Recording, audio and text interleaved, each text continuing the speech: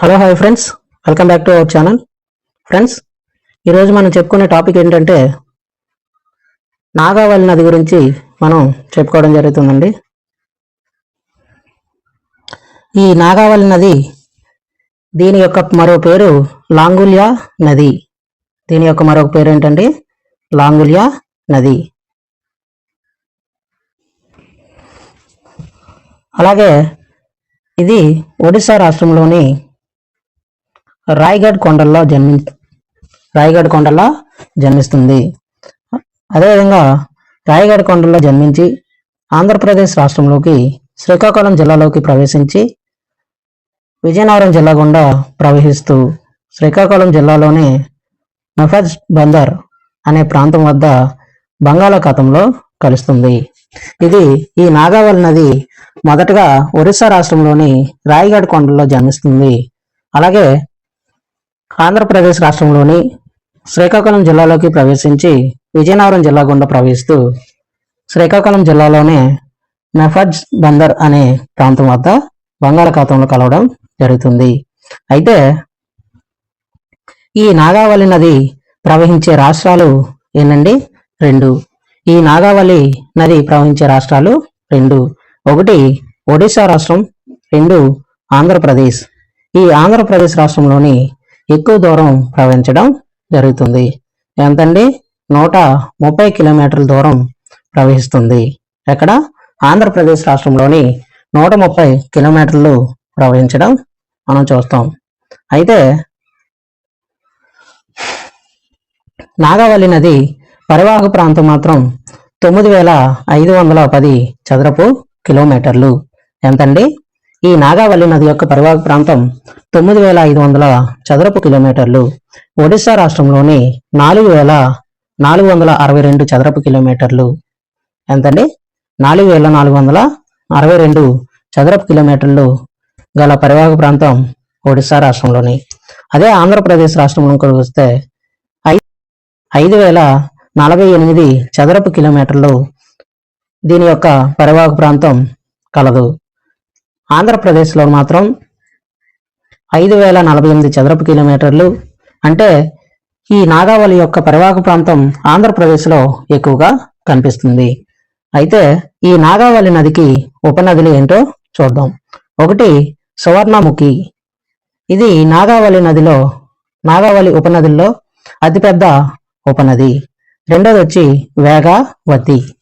ఈ వేగావతి నది 2. 3 జంజావతి, 4 వట్టిగడ్డ. ఈ 4 నదులు కూడా ఈ నాగావళి నదికి ఉపనదులుగా మనం చెప్పుకోవడం జరుగుతుంది.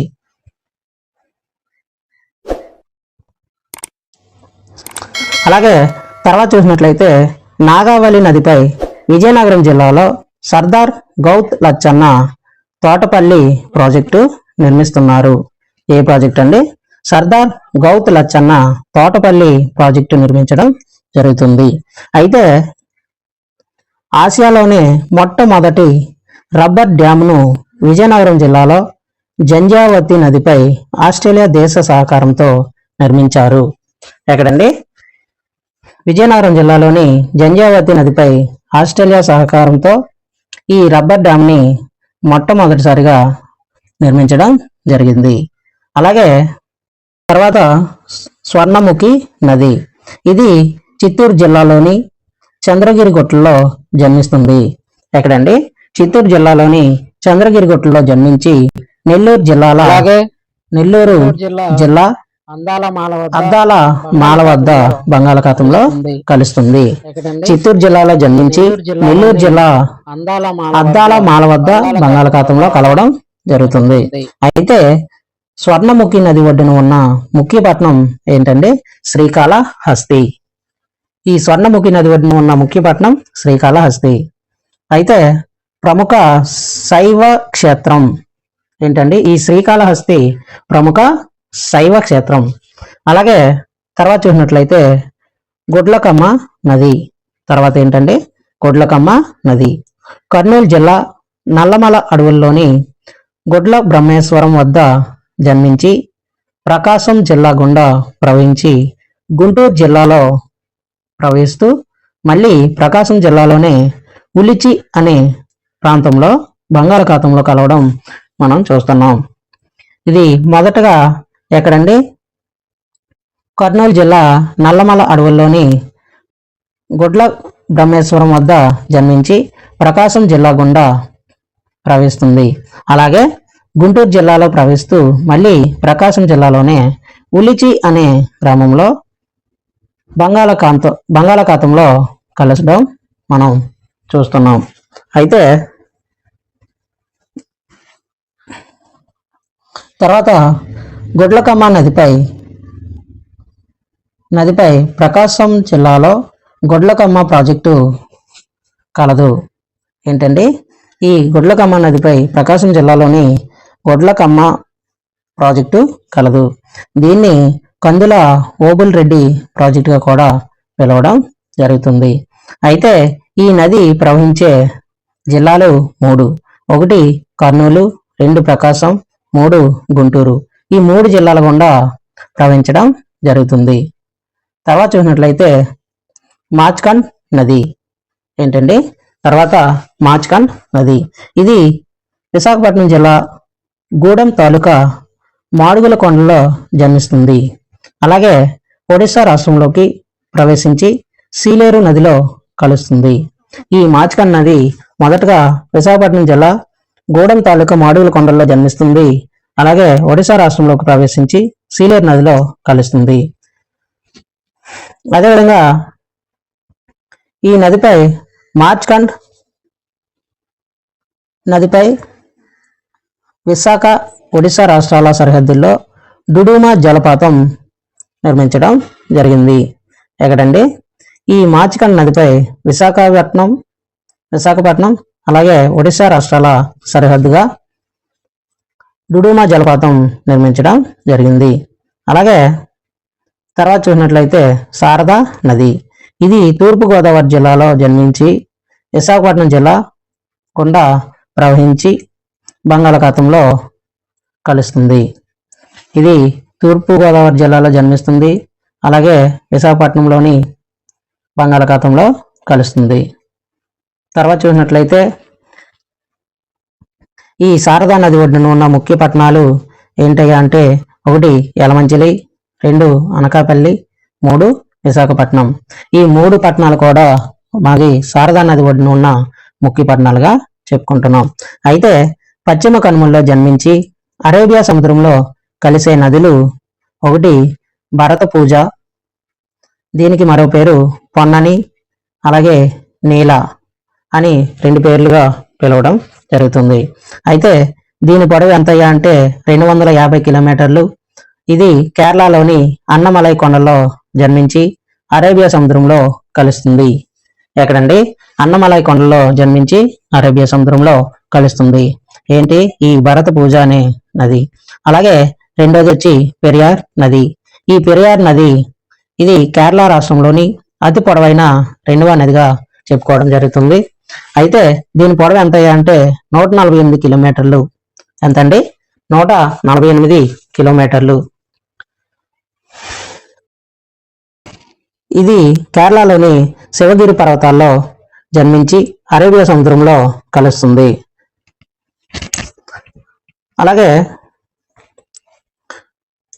ముల్ల పెరియార్ డామ్ ఇది ఎక్కడ ఉంది అంటే కేరళలోని పెరియార్ నదిపై ఉంది. ఎక్కడండి? ఈ ముల్ల పెరియార్ డామ్ కేరళలోని పెరియార్ నదిపై నిర్మించడం జరిగింది. ఇది కేరళ, తమిళనాడు రాష్ట్రాల మధ్య ఉన్న వివాదాస్పద ప్రాజెక్టుగా మనం చెప్పుకోవడం జరుగుతుంది. తర్వాత ప్రాజెక్టు ఇడుక్కి ప్రాజెక్టు. ఇది పెరియార్ నదిపై కేరళలోని ఉంది. ఎక్కడండి? పెరియార్ నదిపై కేరళలో ఉన్న నది ఏంటండి? ఇడుక్కి ప్రాజెక్ట్. తర్వాత చూసినట్లయితే పంబా నది. ఇది కేరళలోని పులిచెమల అనే ప్రాంతం వద్ద జన్మించి అరేబియా సముద్రంలో కలుస్తుంది. అలాగే ఈ పంబా నది ఒడ్డున ఉన్న ముఖ్య పట్టణం శబరిమలై. ఏంటండి? ఈ పంబా నది ఒడ్డున ఉన్న ముఖ్య పట్టణం ఏంటయ్యా అంటే శబరిమలై. అలాగే తర్వాత చూసినట్లయితే తామ్రపాణి నది. దీన్నే భరణి నది కూడా చెప్పుకోవడం జరుగుతుంది. అయితే ఇది తమిళనాడులోని జన్మించి మన్నార్ సింధు శాఖలో కలుస్తుంది. ఎక్కడండి? తమిళనాడులో జన్మిస్తుంది, మన్నార్ సింధు శాఖలో కలుస్తుంది. ఈ నది దగ్గర పుష్కరాలు జరుగుతాయి. ఈ తామ్రపాణి నది దగ్గర పుష్కరాలు అనేటువంటివి జరగడం మనం చూస్తున్నాం. అయితే ఈ నది ఒడ్డున ఉన్న ముఖ్య పట్టణాలు ఏంటయ్యా అంటే అంబా సముద్రం. ఎక్కడండి? అంబా సముద్రం ఎక్కడుందయ్యా అంటే తమిళనాడు రాష్ట్రం. అలాగే తర్వాత వైగై నది. ఈ వైగై నది ఎక్కడుందయ్యా అంటే తమిళనాడులో జన్మించి పాక్ జలసంధిలో కలుస్తుంది. ఈ వైగై నది మొదటగా తమిళనాడులో జన్మిస్తుంది, పాక్ జలసంధిలో కలవడం జరుగుతుంది.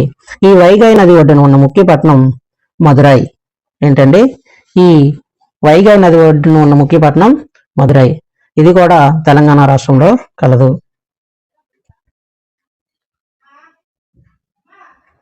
అదేవిధంగా కర్ణాటకలో జన్మించే నదులు. ఈ కర్ణాటకలో జన్మించే నదులు ఒకటి శరావతి, రెండు నేత్రావతి. ఈ రెండు నదులు కూడా కర్ణాటక రాష్ట్రంలోనే జన్మిస్తాయి. ఈ శరావతి నదిపై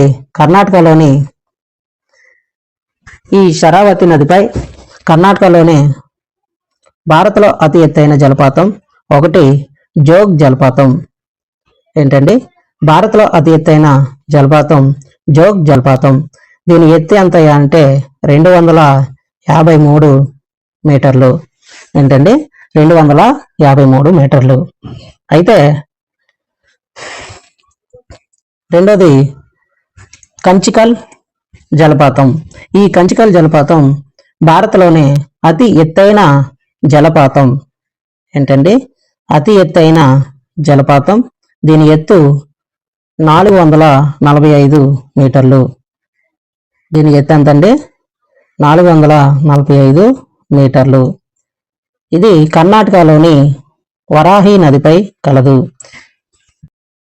భారత్లోనే అతి ఎత్తైన జలపాతం ఈ కంచికల్ జలపాతం.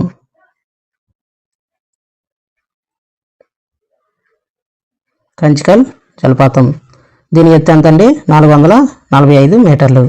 అలాగే తర్వాత చూసినట్లయితే గోవాలో నదులు ఏమున్నాయో మనం చూద్దాం. ఒకటి జువాలి, రెండు మాండవి. ఈ గోవాలోని ఈ రెండు నదులు ఉన్నాయి. అలాగే ఈ నదీ వ్యవస్థపై మనం ఇన్ని రోజులు బట్టి మనం చెప్పుకోవడం జరిగింది. అలాగే ఫైనల్గా ఒకసారి మళ్ళీ రివిజన్ చేసుకోవడానికి ముఖ్యమైన పాయింట్ల గురించి, ఈ నదీ వ్యవస్థలో గల ముఖ్యమైన పాయింట్లు మనం చూద్దాం. ఏంటంటే నది అనగా పర్వతాల గుండా, పీఠభూముల గుండా, అలాగే మైదానాల గుండా ప్రవహించే జీవ లేక శాశ్వత జల ప్రవాహాన్ని నది అంటారు. అలాగే నదులను అధ్యయనం చేసే శాస్త్రాన్ని పోటమాలజీ అంటారు. ఏంటండి? ఈ నదులను అధ్యయనం చేసే శాస్త్రం పోటమాలజీ. అలాగే సరస్సు అనగా భూభాగంలో నిక్షిప్తమై ఉన్న నదీ జల భాగాన్ని సరస్సు అంటారు. ఏంటండి? భూభాగంలో నిక్షిప్తమై ఉన్న నదీ జల భాగాన్ని సరస్సు అని అంటారు. అలాగే సరస్సును అధ్యయనం చేసే శాస్త్రాన్ని లిమ్నాలజీ అంటారు. ఏంటండి? ఈ సరస్సును అధ్యయనం చేసే శాస్త్రాన్ని లిమ్నాలజీ అంటారు. అలాగే నీటి యొక్క అధ్యయనాన్ని హైడ్రాలజీగా మనం చెప్పుకోవడం జరుగుతుంది. అలాగే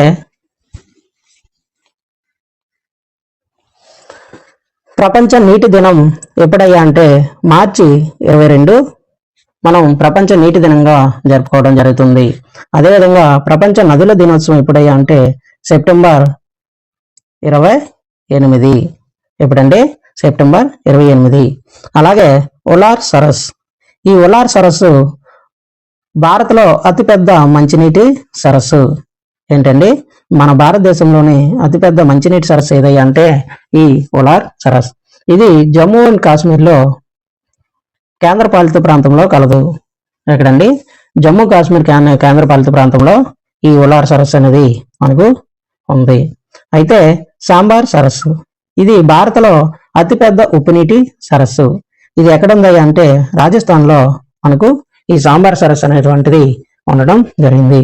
అయితే మనకి భారతదేశంలో అతిపెద్ద మంచినీటి సరస్సు ఏదయ్యా అంటే ఈ ఉలార్ సరస్. అలాగే ఉప్పు నీటి సరస్సు ఏదయ్యా అంటే సాంబార్ సరస్.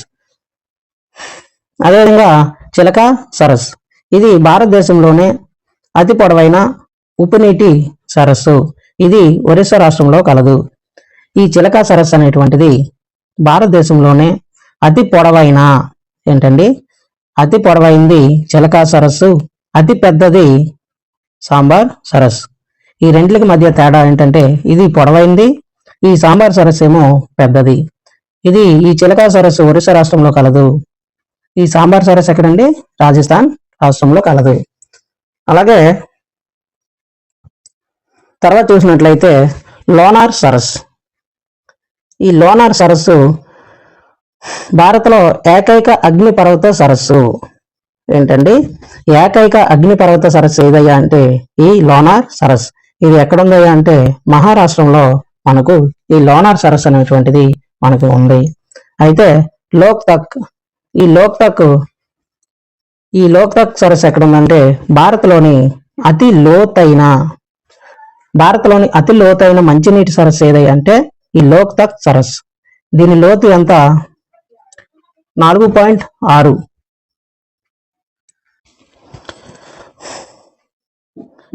ఈ లోక్తక్ సరస్సు యొక్క లోతు ఎంత అంటే 4.6 కిలోమీటర్లు. ఇది మణిపూర్ రాష్ట్రంలో మనకు ఉంది. ఎక్కడండి? ఈ లోక్తక్ సరస్సు మనకు మణిపూర్ రాష్ట్రంలో కలదు. అయితే హిమాలయ నదులు. ఈ హిమాలయ నదులు అంటే ఏంటో చూద్దాం.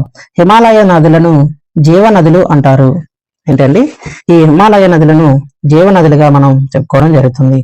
ఎందుకనగంటే సంవత్సరం మొత్తం నీటిచే ప్రవహిస్తాయి కాబట్టి వీటిని జీవనదులను కూడా మనం చెప్పుకోవడం జరుగుతుంది.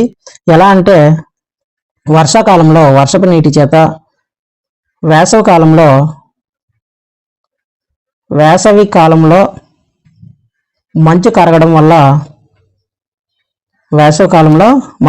వల్ల మనకి సంవత్సరం మొత్తం మనకు ప్రవహించడం జరుగుతుంది.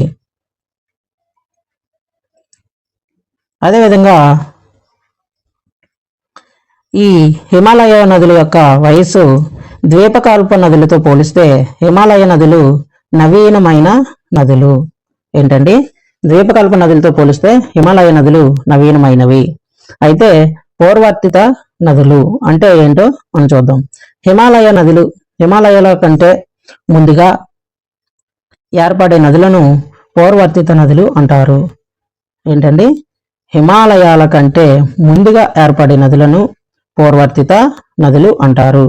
ఒకటి ఎగ్జాంపుల్ ఏంటంటే సింధు నది, సట్లెజ్, బ్రహ్మపుత్ర, కోసి. ఈ 4 నదులు కూడా మనకు ఈ పూర్వర్తిత నదులుగా మనం చెప్పుకోవడం జరుగుతుంది. అయితే హిమాలయ నదుల్లో అతి పురాతనమైన నది బ్రహ్మపుత్ర నది. అదేవిధంగా అంతర్వర్తిత నదులు. ఈ అంతర్వర్తిత నదులు అంటే హిమాలయాలు ఏర్పడిన తర్వాత ఏర్పడే నదులను అంతర్వర్తిత నదులు అంటారు. పూర్వర్తిత నదులు అంటే హిమాలయాలు ఏర్పడక ముందు ఏర్పడే నదులను పూర్వర్తిత నదులు అంటారు. అదేవిధంగా అంతర్వర్తిత నదులు అంటే హిమాలయాలు ఏర్పడిన తర్వాత ఏర్పడే నదులను అంతర్వర్తిత నదులుగా మనం చెప్పుకోవడం జరుగుతుంది. అయితే దీనికి ఎగ్జాంపుల్ ఏంటంటే అంతర్వర్తిత నదులుగా మనకి ఎగ్జాంపుల్ గంగా నది, చంబల్, బేట్వా, అలాగే కేన్ నది. ఈ 4 నదులు కూడా మనకు అంతర్వర్తిత నదులకి ఎగ్జాంపుల్గా మనం చెప్పుకోవడం జరుగుతుంది. హిమాలయ నదులు వక్రతలను ప్రదర్శిస్తాయి.